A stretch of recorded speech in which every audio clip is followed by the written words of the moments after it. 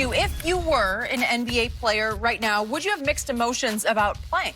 Absolutely would. The question is, would a 52-year-old Shannon Sharpe play? No, 52-year-old Shannon Sharpe wouldn't play. 25-year-old Shannon Sharpe would have needed to play. Shannon Sharpe at 25 had 3 kids, had a grandma and a sister that was needed to see Shannon Sharpe support. Okay. So financially, Skip, I would have had no choice. I know how passionately you believe in the new Black Lives Matter cause. Yes. So I know how conflicted you would have been even at 25, right? Absolutely, Skip.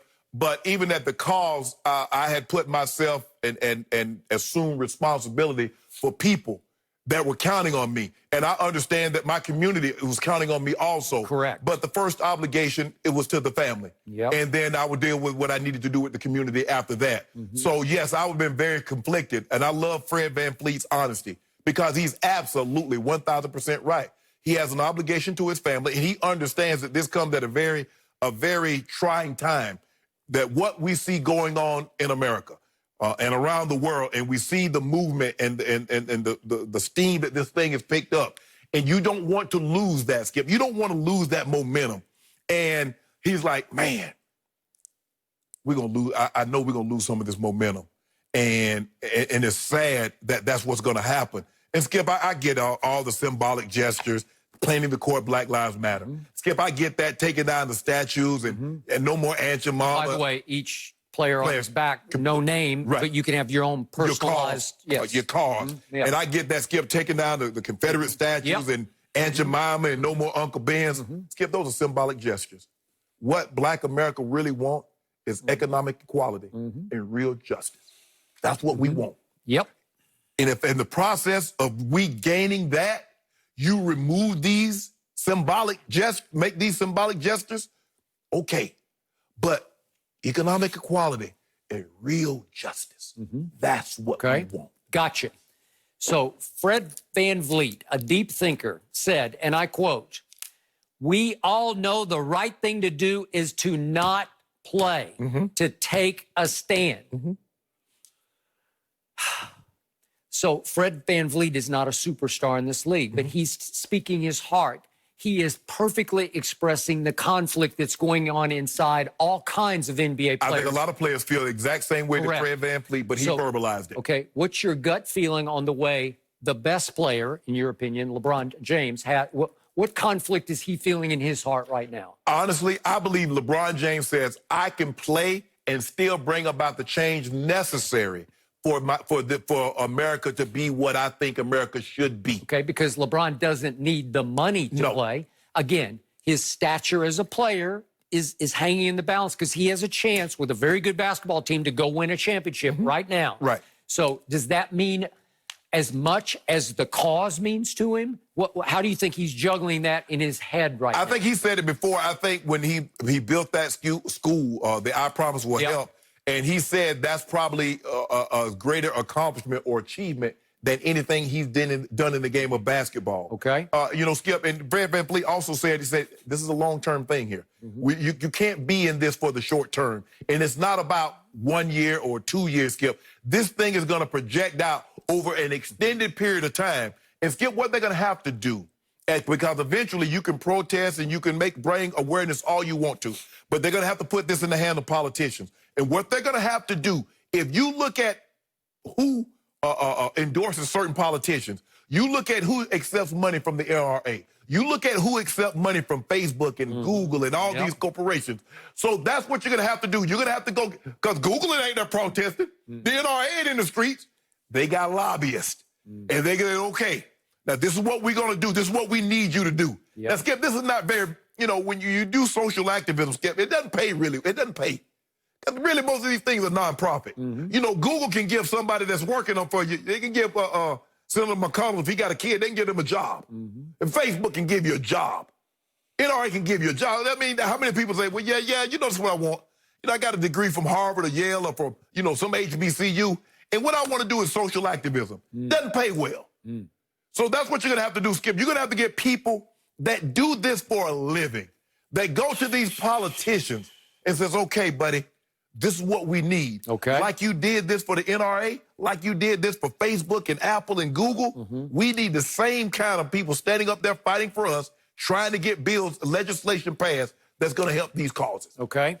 So the question becomes, number one, obviously you cannot let BLM fade. You can't refocus on basketball to the detriment of this cause.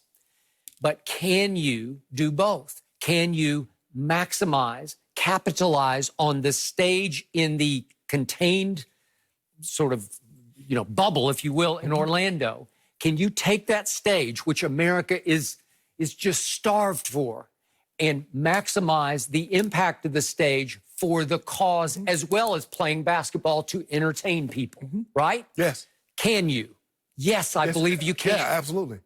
It's going to be a great stage. I believe LeBron will capitalize on the stage. He will seize the stage.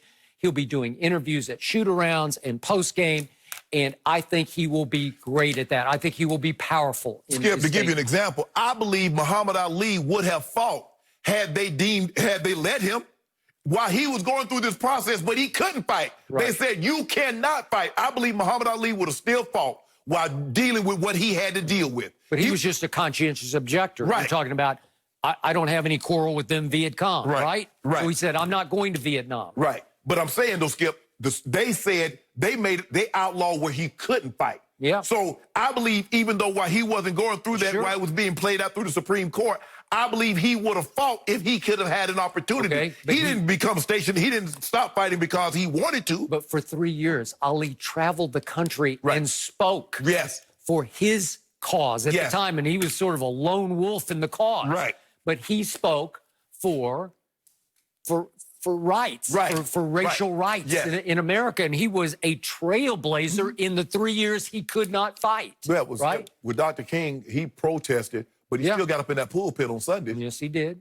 I mean, so that didn't take away from what he was doing. I don't believe this is going to take away from the cause. I believe now, if you don't believe that, Skip, I'm not judging you if you don't believe that. Some people believe that they have to have a singular focus in order to accomplish the goal that they want to. I got no problem with that. LeBron James believed that I've been doing this long enough that I can do two things and do these things equally effective. Some people says, no, I just need to focus on one thing. You take up Maya Moore, who stepped away from the WNBA. You look at Renee Montgomery. You look at some of the Cheney Abumake. She's stepping away and says, nah, I need to focus on this. This is too important of an issue. This is more important than basketball.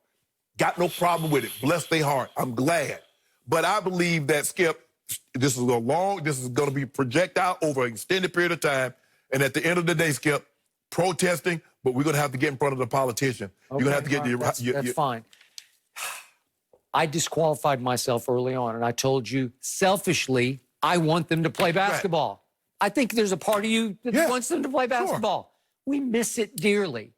They're not good at it. They're great at it.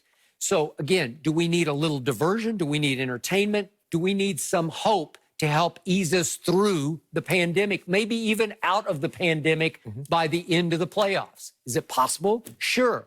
That's what Adam Silver said in his address. I think it was on ESPN, where he was saying, we feel like it's our responsibility to do what we do best, which is to play basketball. Again, Fred VanVleet is saying, well, yeah, but we don't, not to the detriment of taking the focus off what we also do very well, which is campaign for this cause. We are some of the most powerful voices in all of this country. Well, again, hand in hand, maybe you can use your vocal cords while you're in Orlando playing basketball and doing what you do great. I believe you can do both, Skip, and hopefully these guys can do both and this cause. But at the end of the day, Skip, I heard a lot of corporations, Black Lives Matter. Our brothers have been for 400 years. I'm going to see your hiring practices. I'm going to see the diversity that you implement and to see if the rhetoric that you spew, if it's backed up by your actions. That's what I'm going to be looking for. Now, I heard what you said. There's a lot, Skip, there on IG and on Twitter, and you see all these comments and taking out ads and everything. I'm going to see, because I see better than I hear. I got you. Just the beginning. And remember, teams do have to submit their rosters to the league by tomorrow. So we'll have to see who is in, who's out.